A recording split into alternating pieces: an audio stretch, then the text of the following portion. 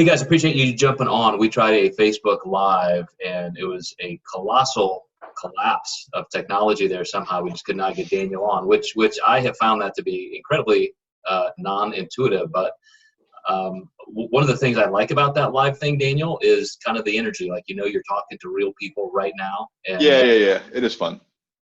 But I appreciate you being here for me. Well, what else am I doing on a Friday night or on a Friday afternoon when I could be out in beautiful quarantined LA? Yes.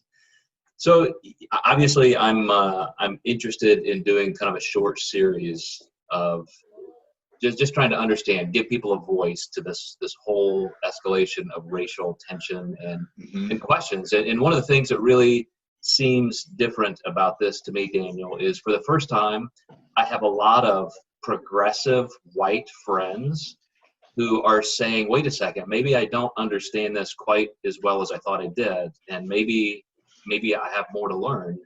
And I see a lot of people with you just wouldn't consider them racially inclined whatsoever. They're not racially insensitive at all, but they feel like, man, there is something here that we've all been missing. And you grew up in a mixed race house. You saw a white and a black influence in your family, different sides of your family.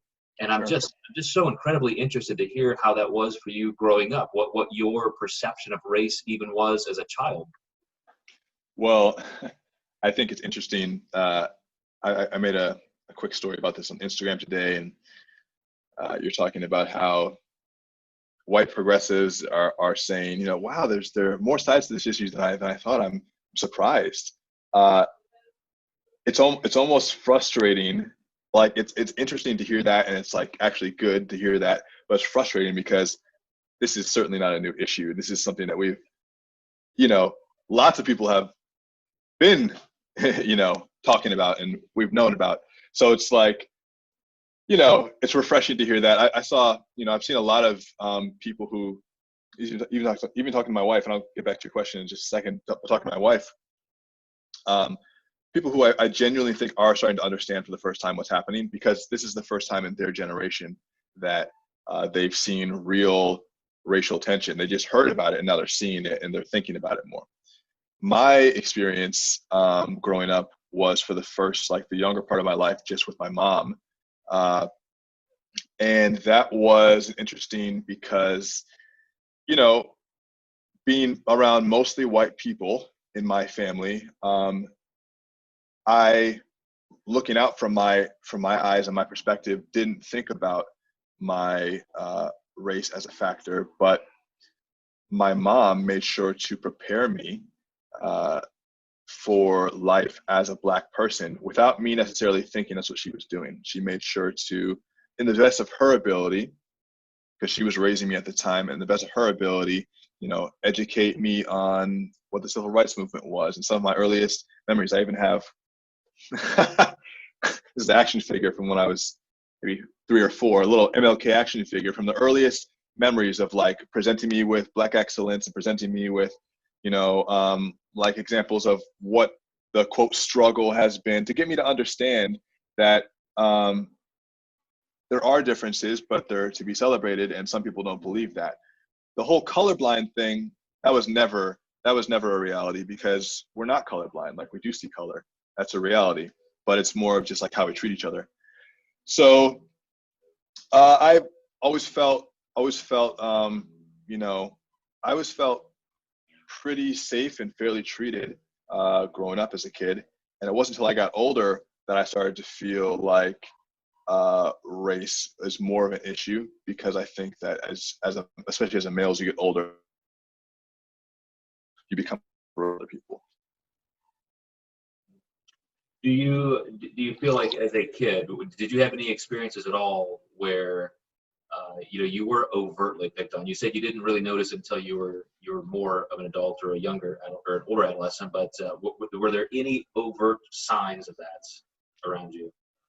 Oh yeah, when I was a kid, my elementary school was probably 98% white, and I remember that they would call me little black boy or little nigger boy. Or then if I remember specifically in elementary school for 2 years, there was one other black kid. His name was Jason. And I was so happy that he was in class because he was the only one that looked remotely like me. And I remember that we would always want to hang out and play together outside. And they would always break us up and say, don't hang out. You guys are making trouble together. You guys are, causing trouble. But we just thought we were doing the same thing that everyone else was doing, just playing and, horsing around, being boys. But they never wanted us to, get together to cause a ruckus. And then when my mom would come for parent conferences, oh, him and Jason are causing a, disturbance, but like we weren't. I don't know. So I always thought that was weird. And so, yeah, there was definitely, but like I processed it well because I had a good support system, but there definitely were instances of that. Yeah. Did your mom or grandmother or anybody just, again, overtly convey to you that you have to overachieve? Like, just being good is not good enough. You have to be so much better than everybody else just to make sure that you are not, put under the system, so to speak. I think that was always understood without being said.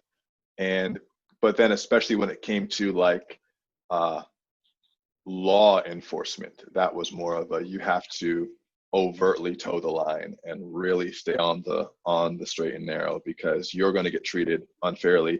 And that was more talked about as a fact. It wasn't like, well, some people say that this is how it goes. It was like, this is what's going to happen. This is how it is. So there was more of that. And I think that with the overachieving, I was already doing enough of that where they didn't have to tell me to try harder because I was already doing the best I could possibly do. But I think more with like the being socially aware, So let me ask you this in terms of context of just being a kid, because I'll tell you what, I have never in my life, I've been on social media for as long as Facebook's been around, and I just have never unfriended people because of what they say or do. I accept anybody. And I have intentionally defriended maybe 200 people in the last couple of days. And it's all, it just kills me, man. Like to see that kind of level of just hate and ignorance and division. And I finally decided, like, I don't need that. I've considered myself a professional to the point of what I do is kind of a public service, and just like any audience, if you want to be here, you want to be here, that's fine. I can't do that with this issue. I just can't. I've reached my limit. And it makes me think, Daniel, that some hardship creates resilience. Like I went to school, I hit the cutoff at the like oldest age or the youngest age. So I went to school at 5 years old. So I was always the youngest, always the smallest, always the most quiet. And so I really felt that urge to overachieve as well.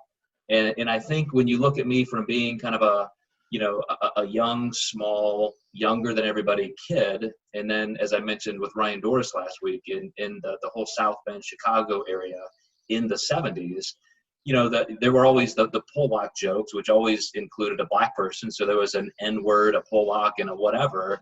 And so, the black person's always made out to be the criminal. The Pollock is always the stupid idiot. And take your pick, whatever other race. The Jew is the thief. Yeah. But consider this now, like looking back, look at my life.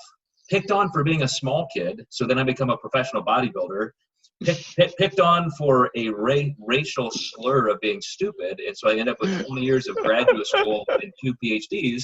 I mean, there has to be some kind of level of compensation there that was felt, subconsciously, and yet it kind of worked out for my favor. So yeah. How do you feel in terms of how any of this has impacted you? Well, I mean, I think that for me, I had a very comfortable upbringing. So for me to look back at my upbringing, it doesn't inspire me to, it wouldn't inspire me to achieve the levels that I do have the ambition to achieve at. What inspires me is not my personal story. I do have like things that I thought were, not necessarily because of race, but like things that were done to me that I want to, right, and wrongs I want to right. But when you talk about like heritage and stuff, I just think about just the generations. We were talking about like I posted that Moby Dick quote on Facebook, the generations of hate since Adam down, and the generations of rage. And I think about like even, my family and all the stuff that even just looking at just on my dad's side of the family, at the stuff that they've gone through to get to this point, it's like I feel like there's a sacred contract to carry on at the highest level. So that is more inspiring to me than my personal story, and it gives me a lot more energy than anything was done to me personally. And it's not just a race thing. It's a spiritual thing. What was your dad's influence on you when it comes to race? My dad, I really didn't start building a relationship with my dad till I was 19 because that's just how it happened. You know, that's a whole other story, which, you know, I've told in different places. But you know, his influence on me with race was more. It was more affirming that all the things that I already felt about myself, there was an intrinsic understanding. And I don't think that it was, I don't think he taught me anything about being Black. I think that he just taught me about, you know, integrity and honesty and, you know, being a good human and, you know, failing and trying. And that, I think, is some of those qualities really describe the spirit of, I think, you know, my ancestors and of Black people. If you just look, and every race has a history of, you know, of some sort of overcoming. But I can look at my heritage and say there is a lot of those same qualities, and so that's just reaffirmed to me through seeing that type of work ethic is passed down. You know, that type of reverence and that type of integrity is passed down. It's a proud people, and you know, a lot of the media doesn't portray that pride. It's a lot of the, you know, the flashy, you know, gangbang and that type of stuff. But there's a lot of pride, you know, in African culture and Black culture. Has there ever been a time in your life, from your mom's side or dad's side, that you've really dug into that history of ancestry at any level? Yeah, I have a recording of my great grandfather. This is a couple years ago, who was just giving the whole family tree, and you know I've done the 23andMe, so I kind of know that, and however accurate that is, you know, it's some data, you know, and I have some really good, like on my mom's side, some really good photography of like my great grandfather. So I have some imagery of that, and then like I said, I think I told you I met my great grandmother when I was born. So there's a big meeting of generations there, because she was born in the 1800s. So big meeting of generations there. Now we're in 2020. So that's a meeting of the worlds there. And then on my dad's side, not as much, you know, not as much. And for a lot of reasons. Yeah, you know? Yeah. It was interesting to me growing up, because my dad's grandfather came to the United States at the beginning of World War II to escape the war. And so it wasn't like we have this history that goes back into the 1600s, 1500s, and it's just kind of, you know, lost. It was literally an immigration situation. And I was always enamored a little bit as a kid to know that my dad really had those kinds of ethnic ties, because otherwise you just kind of feel like an American mutt. And you know, his grandmother still spoke Polish. And so I also, you know, I did the ancestry thing, and I found out some things I didn't realize, like, you know, my mom's side I thought was mostly English and also some Polish, but my dad's side was 100% Polish. She ends up being more Irish and Scandinavian and other things I didn't even know. But I had the opportunity 5 or 6 years ago to take my dad to Poland, and we went to this tiny little village where his grandfather was born. And still, I mean, it's just 2 streets that intersect with maybe a dozen houses. We got out and talked to people. I learned just a little bit of the language, you know, for about a year before I went over there, just to try and, you know, do anything. And it was just incredible, man. Just to see my dad's face as he's looking up and down these streets. And I said, Dad, your grandfather was born in one of these houses. You know, it was right here, halfway around the world. My dad had never, I don't think he'd ever left Indiana in his life. And now in his 60s, he's halfway around the world. And I don't know, like there was always this tie to any type of culture, like where did I come from? Who are my people? And I think for everybody to just research and discover even just a little bit of that just has so much value. It's crazy, and kind of like thinking about death and birth and generational cycles. What's crazy is, and tying it all into the Black narrative, my high school, King High School, C. Leon King High School in Tampa, it was found just last year that there was an entire Negro graveyard underneath the campus of King High School that they built the school on top of and never revealed to city planners because they just didn't care enough. And they're now discovering all over Tampa cemeteries, Black cemeteries that were covered up by various buildings because people just wanted the real estate. One, that explains a lot about my high school experience.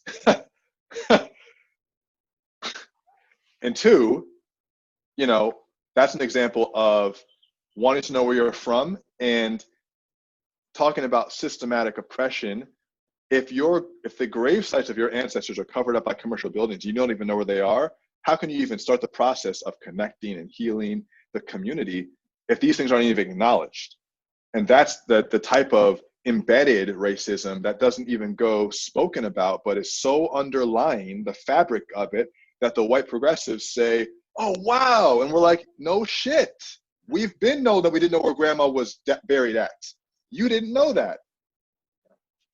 And I've seen so many, especially now in the news this week about Tulsa and the massacre that happened 99 years ago. Yes. That's not even in history books. It's not even in history books that I taught in school.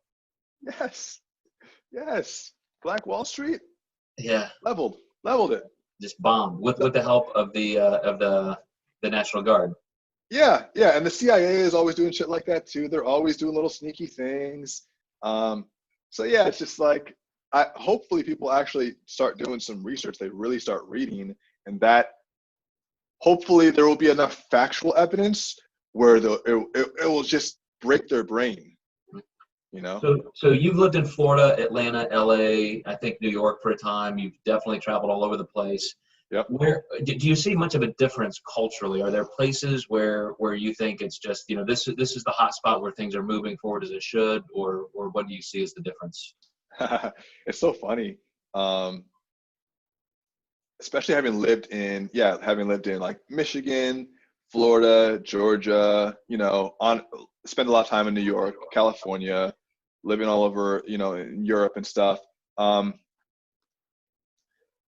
Every state has its own form of racism, and it's not it's systemic but in different ways. So for instance, in the South, that was kind of the hotbed of the whole issue. And while it's died off, when it does show up in the South, it's more overt. So it's a Confederate flag. Where I'm from in Tampa, where I grew up and spent a lot of time, they have a giant, battle-sized Confederate flag flying off of I-4, which is on the way to Orlando. I mean, this is something that like people have been talking about for at least 10 years, of this giant, and not to mention the fact that that's a losing army of people who were trying to overthrow the U.S. government, and those are war criminals. It doesn't, but it's somehow extra patriotic. Going off on a quick tangent here, the fact that the Marines and the Navy are now disallowing the use of the flag is, again, you're so late, I don't want to even give you credit.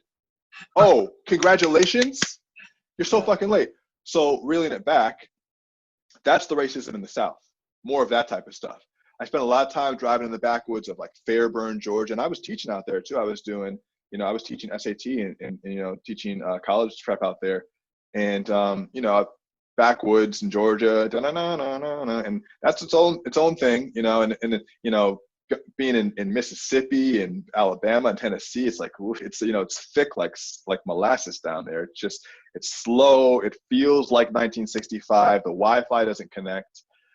And then you go into like New York or California, and it's more like classism that trickles down into racism. Mhm. So it's like, we're rich and we know that most of our rich friends are white, so you're excluded by money. But if you are going to be in our club, you should do this.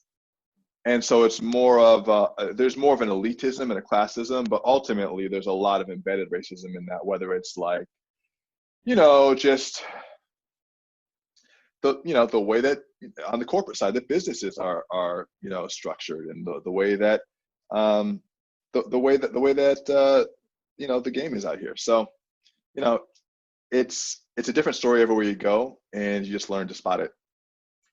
And I recognize that for the first time when I was 18 years old.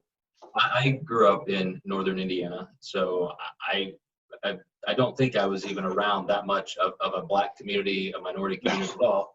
But I was fortunately raised by a mother who was quite liberal in terms of her social views, and so we were taught. I mean, you will not treat people differently, blah blah blah. So I go into the military, and I'm 18 years old, and I'm in Arkansas, and just out in public one time, for the very, very first time in my life at 18, I heard an adult use that racial slur in an aggressive, angry, violent manner.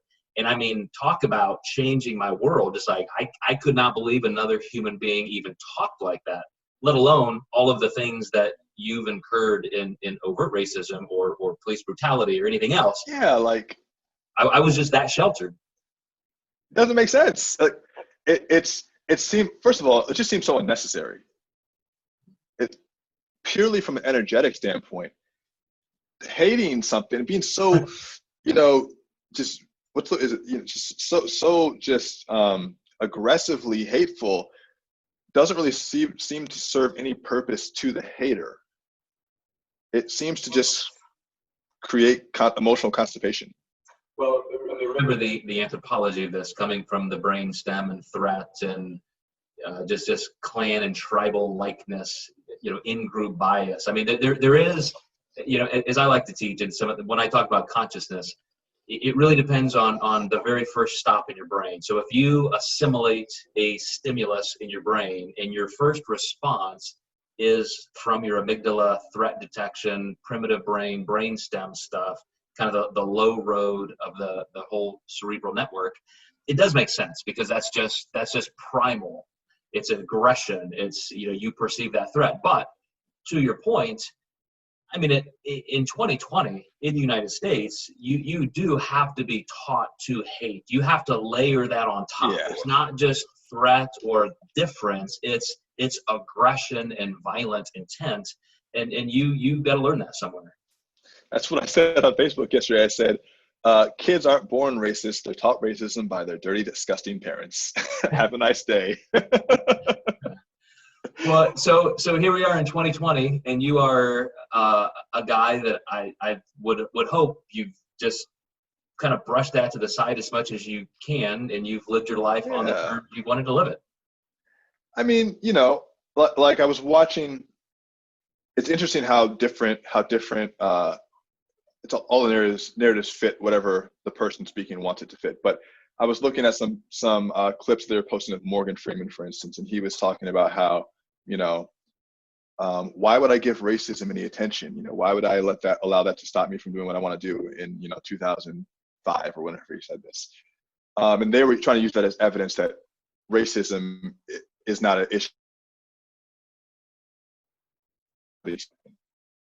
Is that's an issue and it is happening, but I'm going to do my best individually to get what I am trying to accomplish. Not saying the system doesn't need to change. So that's where I'm at. I know that there's only so little, there's not so much I can do to change the entire system. I'm only going to be able to be part of that and try to play by the rules within what the rules are and hope that it moves forward in the direction it needs to. I'll put my intent out there, I'll put my voice out there, but that is going to be what it is. I have so little control over it. We've even seen politically, my vote probably is less, that counts for 0. Same as yours. In our particular states. Yeah, in our particular states, it means nothing.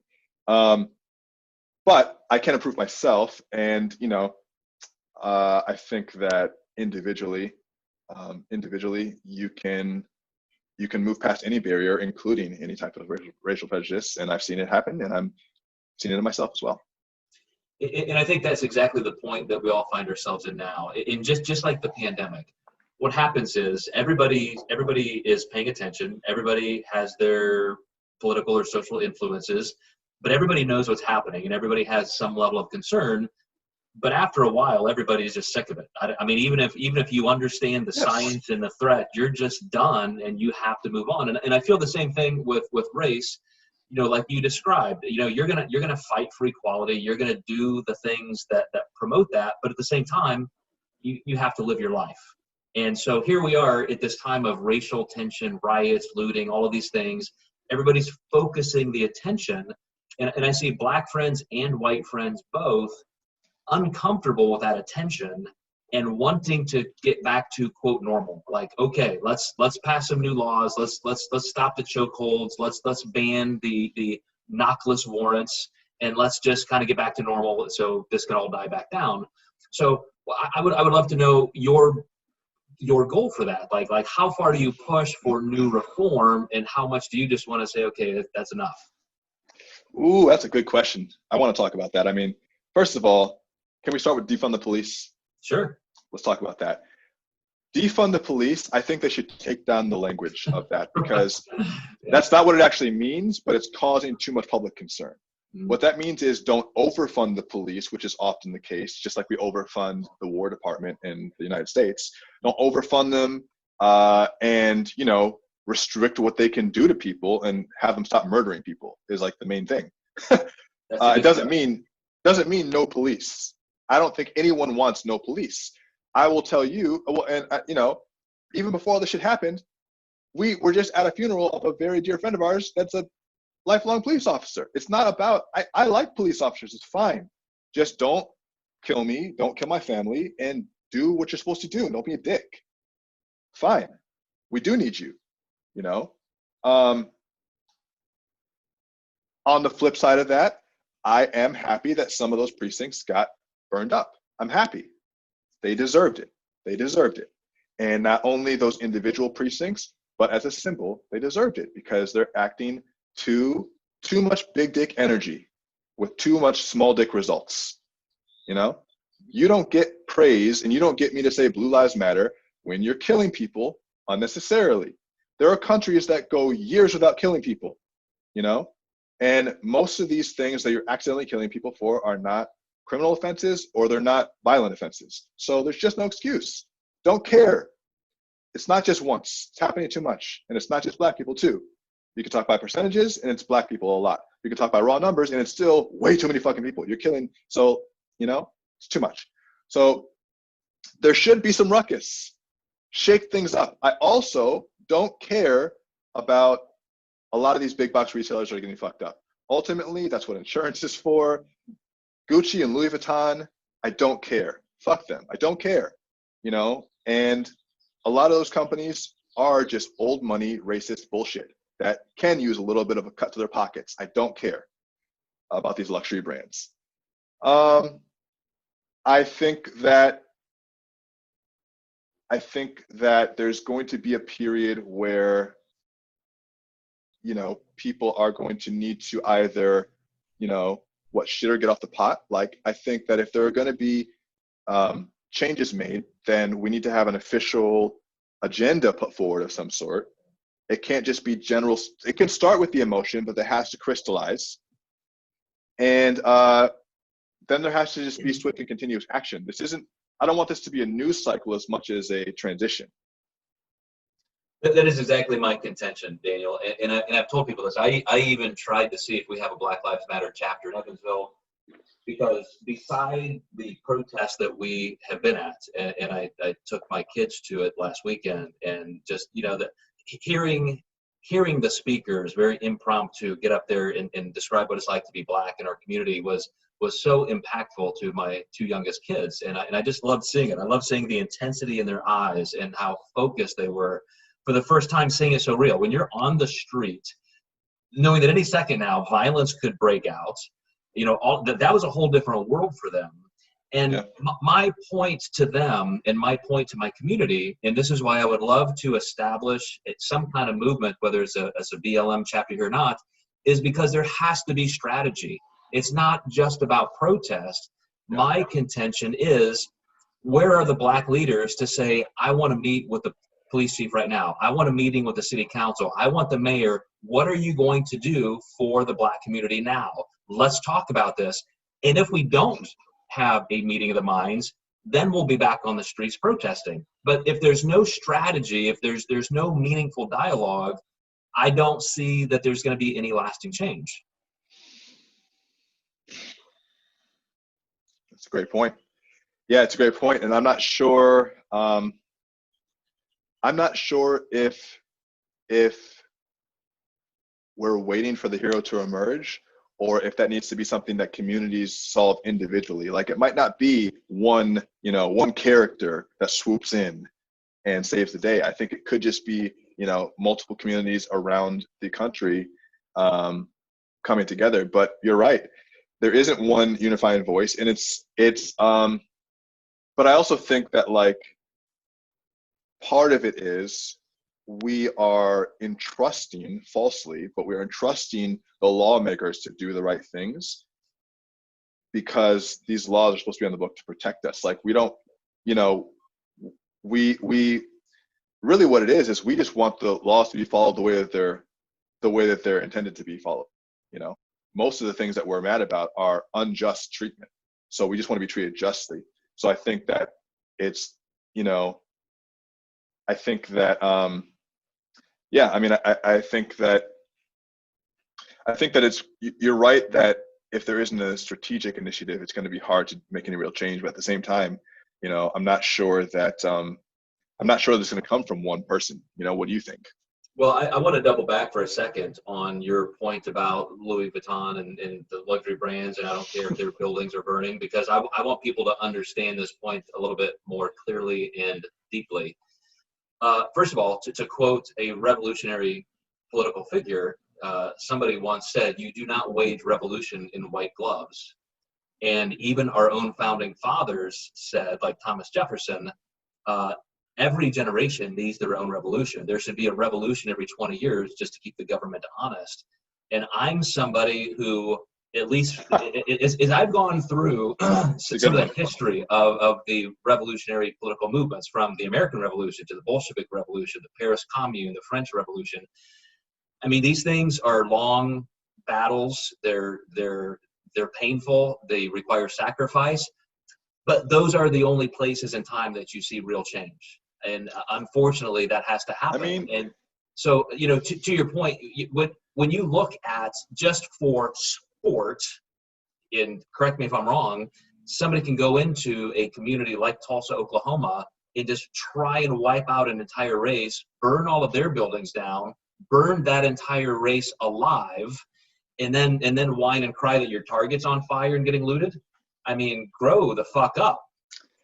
I mean, you better be ready for some bloodshed if you're not going to make those changes to your own society. No, part of it is like, we're in West LA, and this is a very affluent, rich white surfer town. It's a really fun place to be. It's very expensive. It's full of nice shops and Teslas and jewelry stores, and it's a nice area. And when this shit was going down, gangs of Crips came down from South Central and just started just bashing up the stores and breaking it. And you know what? I was happy. I wasn't going to go down there, but I was happy they were there. Necessarily the exact same goal, but I understand the sentiment, Absolutely. I understand why you're pissed off. Yeah. And as I said, I've had to tell so many of my friends the same thing, as they're, whining about those violent Black people, those looters, they're criminals, they should be in jail. Like, really, do you really not get it? Do you not understand? Yeah. After 400 years of slavery, racism, police brutality, did you not see what everybody else just saw a week ago? A lot of my white friends are saying that. They're like, "I'm surprised you guys didn't do this earlier." I'm like, "Oh, now you're wanting to say this?" You know? I'm always ready for a good revolution. Yeah. I'm always ready to burn shit down. And let's not forget that the country was founded upon like an initial revolution and literally a looting of a ship with the T, and that's a whole story that we glorify. But then when it's not to fit our current narrative that we want, oh, it's bad. You know? Let me switch gears a little bit and talk about these next steps, because it was part of this last campaign cycle.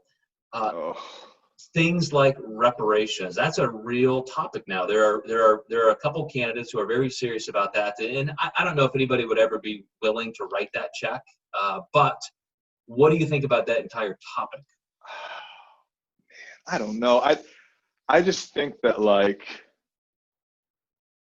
that's fine. You can do that, but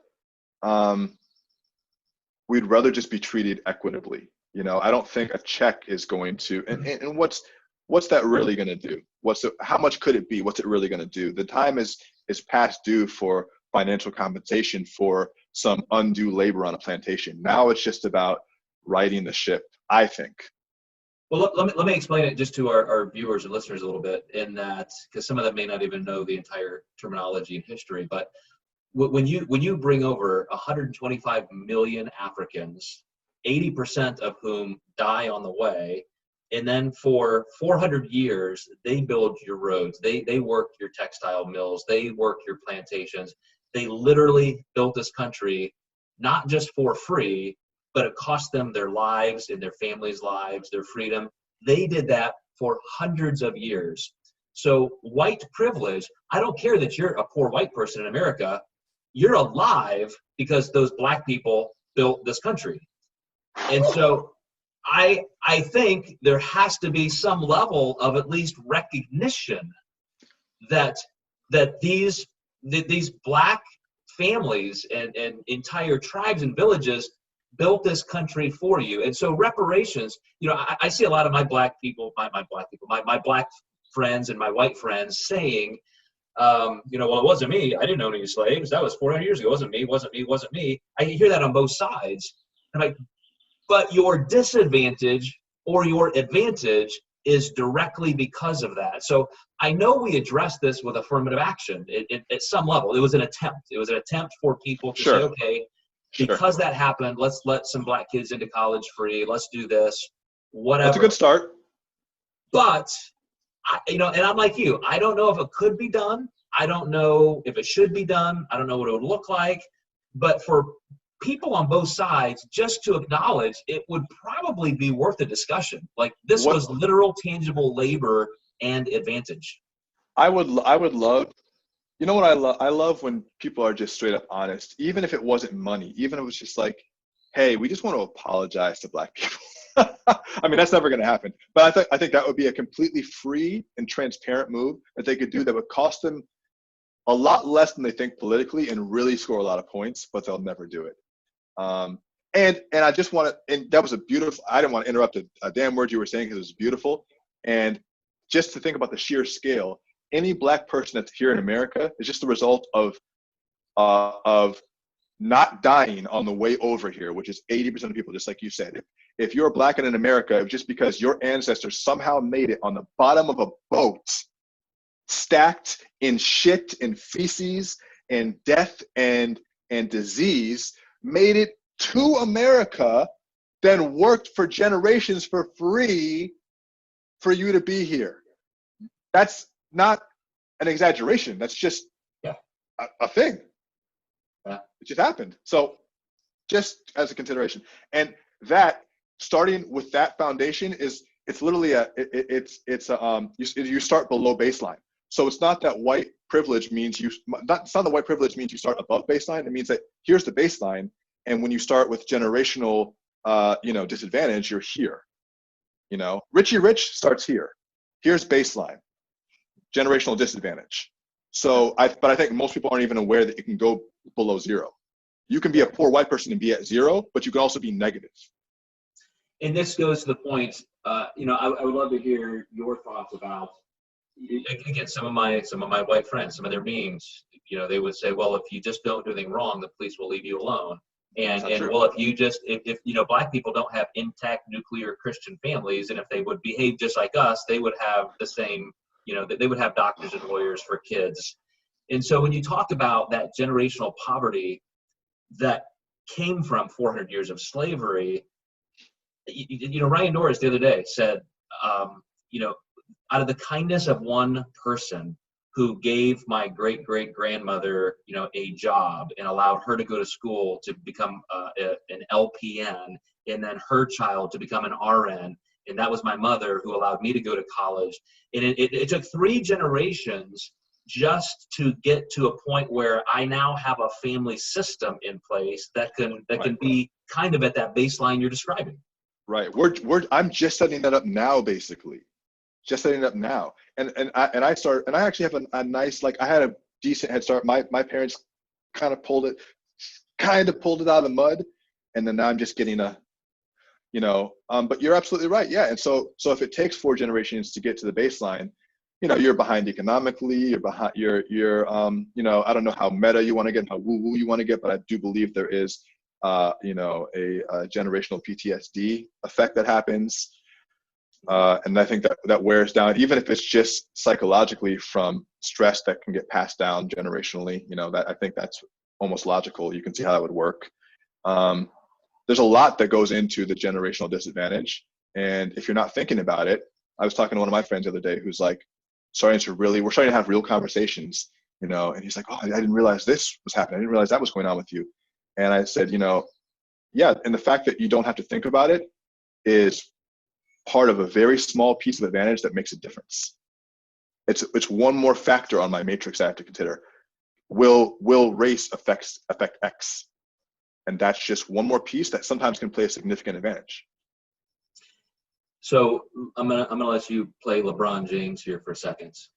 You know, a guy who built the resources. First of all, a kid who was homeless at times. I mean, he would literally sleep under a bridge and then go to school. And now he's building schools for kids, and I believe it's called the Dream Academy or something like that. If you could speak to every black child in America, maybe every minority in America, and say, look, man, this is the system. You have to live your life. I want you to live it on your terms. I want you to be successful and happy. Here's what I, Daniel DiPiazza, want you to know. This is your path forward. What would you say? That's such a hard, you know, that's such a moving, you know, target at this point for me.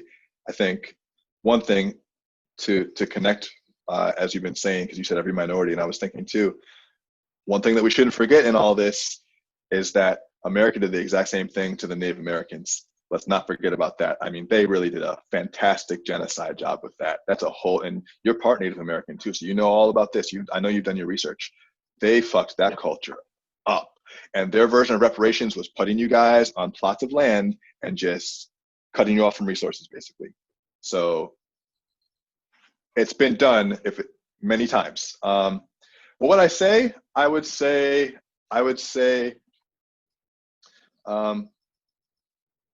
more than ever now is the time to develop true independence. And that is financial independence, but most importantly, that's thought independence.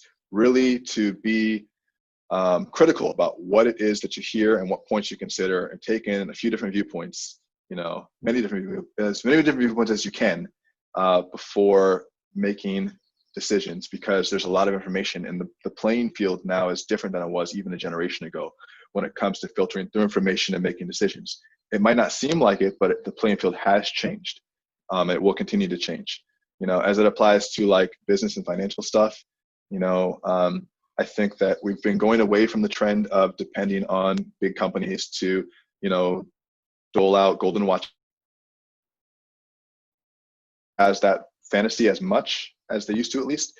But I think that now we're reaching a stage where, you know, if you don't purposefully develop a skill that can transition into something that you control, then I think it's going to be a lot harder for you to really grow in the way that you want to, especially as, you know, the corporate environment changes and it gets very chaotic. So I think it's good to build instability there. And other than that, like in terms of being a minority, you know, especially, I was even talking about this with some friends today. I think it's being really intentional about where you place your money. So part of it is like a personal discipline of being able to understand how to use personal finance. Part of this generational disadvantage is not even having the knowledge or the tools. I have some friends who started off with parents who were very successful, and even though their parents didn't give them money, the knowledge that they gave them was worth so much that they got such a good head start. They got at least 10 years on me, and I'm only now learning some of the things that they know. And I'm not blaming my parents for that or whatever. I'm just saying, and some of that is, an economic advantage, but there's a racial component to that. And so the knowledge is worth a lot. And I think that like learning financial literacy is a responsibility that I think our community has to undertake. And once you learn your own financial literacy and your own, independence in that manner, like reinvesting into the community and being intentional about it. Like you can say, hey, support a Black-owned business, and that's cool. But also, even from a financial perspective, thinking about where your dollars are going. One thing that we're considering at the company that I'm building is moving our banking out of Bank of America to a Black-owned bank. And it's just like making really strategic moves about where you're going to spend the majority of your money, because I think that most people don't even know that the money that they're every day using, especially business owners, is going to fund causes that they might not agree with. And so we just want to be intentional about that. That is awesome. Well, I tell you what, man, I have known you, I think, since you were 18 years old or close to it, 18, 19, 20. We have spent time back then in New York City together, in Portland together, in Boston together, in Indiana together, in LA together. And I'm just amazed at the man you become. I'm really, I just couldn't be more proud. I'm not going to give you this like dad speech, but it's not needed. It's amazing to see, and I think that's part of my pivot point is I consider people like Professor Pinker from Harvard, who wrote the book Enlightenment Now, and he gives these 50 statistics on the way that the world and our country is improving. It just, in light years very quickly, just all this progress. And so you watch the 24-hour news cycle and it's all doom and gloom, but we really have so much to be happy about. And on the race front, speaking to the minority children, as I asked you to, I think the same way. I think, man, look at all this opportunity you have. Yes, there's some shit you're gonna have to deal with, and yes, there's progress to be made, but oh my gosh, look at the opportunity that we all have now moving forward, because white America in the middle class has never been poorer. I mean, we're sinking below the baseline because of neoliberal capitalism. See you later. Yeah, and so everybody needs the advice you just gave, but I want to end this by saying, there's so much to be hopeful for, and there's so much yet we can do with political capital as well as our own personal decisions, and I think you really laid out every single point and every argument perfectly. Well, I appreciate it, man. I appreciate the platform and the opportunity, and I echo you back the same sentiment. I would definitely say you're in my two groups of my phone. One is mentor and advisor, and the second group is post-apocalyptic war chief. Which is a very short list. Yeah, man. Well, I will hopefully live up to that someday. Have the opportunity. I got a sword in my other office right over here. I've seen your Facebook post. I know you're strapped and you're ready. Okay. All right, man. Hey, you have a great weekend, and I really do appreciate the time, and I look forward to seeing you in person very soon, Daniel. Absolutely, Joe. Much love. All right, man. Take care. Later.